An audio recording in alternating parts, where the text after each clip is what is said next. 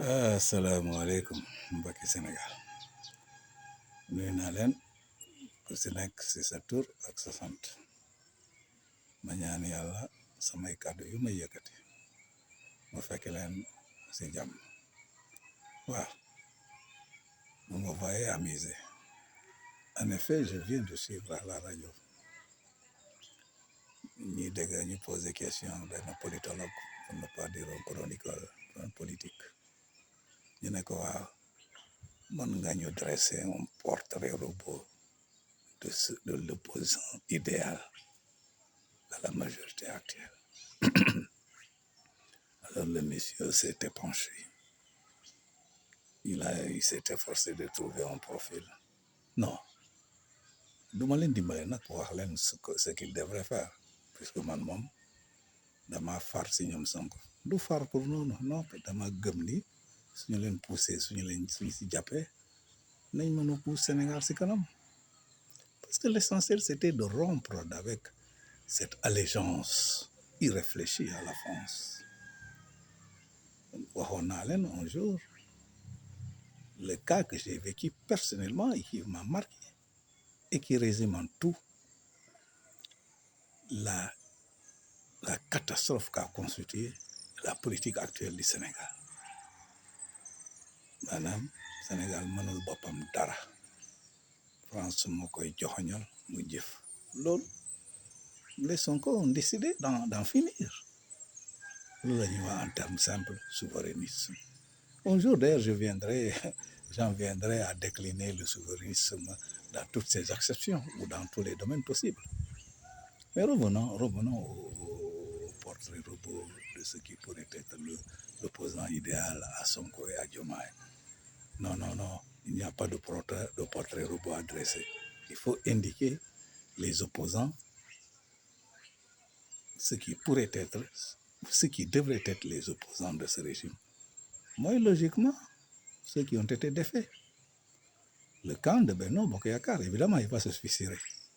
Et l'APR lui-même s'est fissuré après la désignation de son candidat, Amadou Ba, mais il va se fissurer davantage parce que vous venez d'apprendre que le petit frère du président a annoncé son départ de l'APR.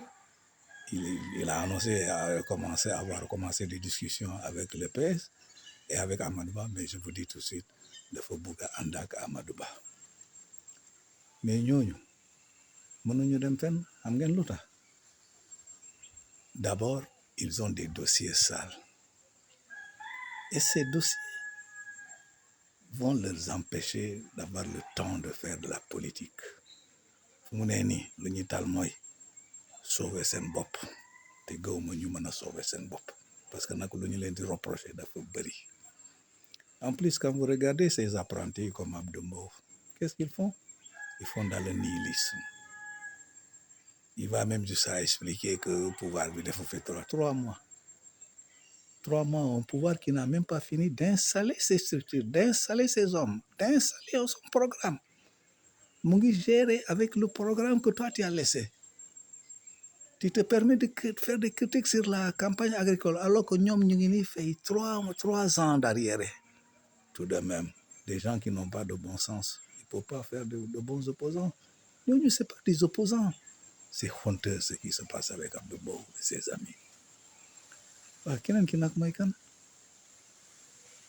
mooy mettons une catégorie intermédiaire mooy les gens comme Bougane, c'est pas des opposants ces gens-là, c'est des arrivistes.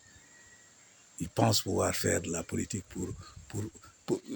comment on peut appeler ça, d'une échelle pour arriver à faire du chantage aux gens. C'est un jeu de positionnement pour ñu am des affaires ñu mën a def des affaires de façon facile. Non, ces gens-là ne peuvent pas faire. Il y a des gens comme Bokoum qui n'ont rien compris. Ils ne savent même pas faire un bon choix. Bokoum nu mu ñëwee réew mi foofu la ñuy fekk ñooy magam. Il est arrivé parce qu'il avait des accointances avec la famille de Idrissa. Il a été parachuté. Il a pris la place de Yankoba. Qu'est-ce qu'il a fait? ñu ñoo ko mu nekk député. waaye bu ñu ko nombee ñu jox ko comment il s'appelle Déthié Fall qui était plus méritant. Il a abandonné Idrissa. Alors, des gens comme ça, ils ne peuvent pas. Non. L'opposant idéal, peut-être, ce serait celui-là qu'on ne connaît pas encore, mais qui connaît bien l'économie, qui a des analyses positives et qui se dira, là où, par exemple, les Diomaye et Sonko auront choisi de faire ainsi, lui, il proposera de faire mieux avec d'autres méthodes. loolu rek la waaye bu leen ragal dara ñii ils n'iront nulle part. Comme je l'ai dit naa leen ko waxaat l'opposant de Sonko et de Diomaye wala bokk opposant Pastef ñoom seen bopp la suñu jëfee lu ñu diggee nit ñi wala buñ ko jéemee te fu ñu toll ñu expliquer nit ñi duñu neex a daaneel si kanam rek la ñuy jëm. yow jërëjëf à la prochaine n'oubliez pas de vous abonner comme ça ñu mën a koy bëgg naa ñu jógee 68 quand même je veux qu'on atteigne très vite les 70 75 wala 80. Merci, à la prochaine.